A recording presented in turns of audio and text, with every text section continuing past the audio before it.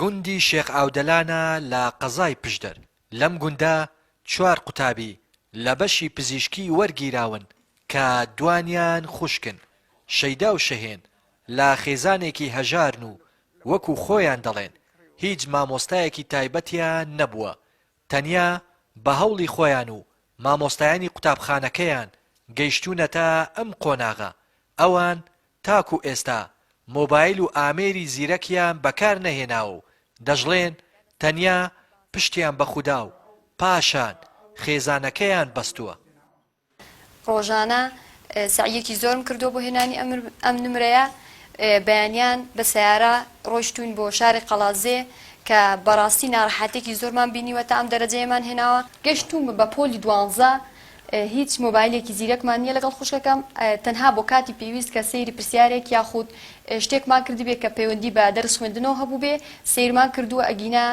مۆبایلمان نییە تەنها هی براکە سەبارەت بە خوێندن من و خوشکەکەم هیچ مامۆستایەکی تایبەتمان نەبووە تەنها ئەوە بووە کە هەوڵ و توانای خۆمان بووە و مامۆستاکانی خوێندنگا بەڕاستی زۆر هاوکارم بوون بەڕاستی ئێمە هەردووکمان هەم بەجیا سعیمان کردووە و هەم هاوکاری یەکتریش بووین هەر کاتێک کە پرسیارێکمان هەبوایە بەڕاستی زۆر مناقەشەی یەکترمان کردووە زۆر گفتوگۆ لەگەڵ یەکترمان کردووە بەڕاستی پۆلی 12 پۆلێکی ئاسان نییە بە هەوڵ و مادووبوون و بە گفتوگۆ و بە ئەوانە زۆر ئەتوانی دەرەجەیەکی بەرز بهێنی. نیگا حاجی یەکێکی دیکەیە لەو قوتابیانەی شێخ ئاودەلان کە لە بەشی پزیشکی وەرگیراوە ئەو دەڵێت لەگەڵ هاوڕێکانی ڕۆژانە نزیکەی 15 کیلۆمەتریان بڕیوە تاکو بچن بۆ قەڵاتزێ بخوێنن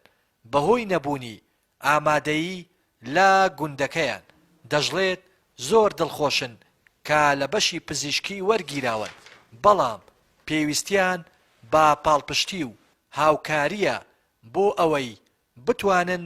درێژە بە سەرکەوتنەکانیان بدەن. ئامادەی ئێمە بەشی پزیشکی بووە لە گوندەکەی خۆمان قوتابخانەی ئامادەیی لێ نەبوو بۆیە ئێمە ناچار بووین بچین بۆ شار و لە قەڵاتزێ خوێندنی خۆمان تەواو بکەین بۆی ئێمە بتوانین پەرە بەتوانەکانمان بدەین پێویستمان بە هاوکاری دەرەکی هەیە چونکە گوندەکەی ئێمە گوندێکی هەژارنشینە. مام حەسەن باوکی شەیدا و شەهێنە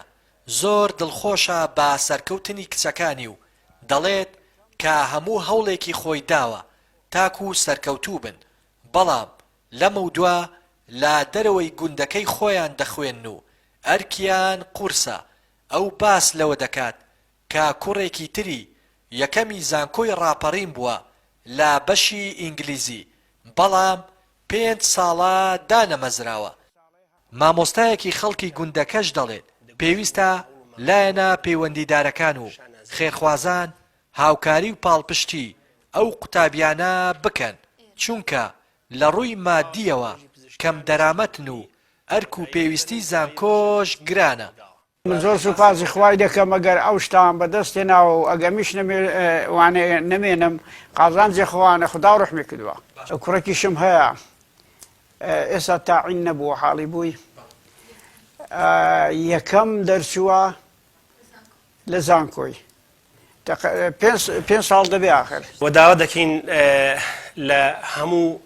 ڕێکخراوە خێرخوازیەکان وەکە کەسانی دەوڵەمەند و بەهیمەت و باڵوێست کە هاوکاری ئەم قوتابیە بەڕێزانە بکەن و خێزانەکانیان پشتیوانی مادی و معنەویان بکەن بۆی بتوانن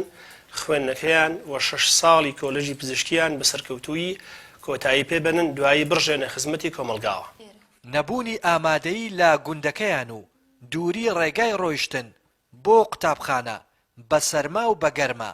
نەیتوانی ئەو قوتابیانە نائومێد بکات و گەیشتن بەو ئامانجەی کە دەیانویست بەڵام کەم دەرامەتی گرفتێکی بەردەم ئەو قوتابیانەیە کە پێویستە لایەنە پەیوەندیدارەکان و خێرخوازان پاڵپشت و هاوکاریان بن تاکو خوێندنەکەیان تەواو بکەن و لە ناچاریدا دەستبەرداری ئەو خەونەیان نەبن. لە گوندی شێخ ئاودەلان سەر بە قەزای پشدەرەوە ڕێناس ئەرسەلان کەناڵی پەیام.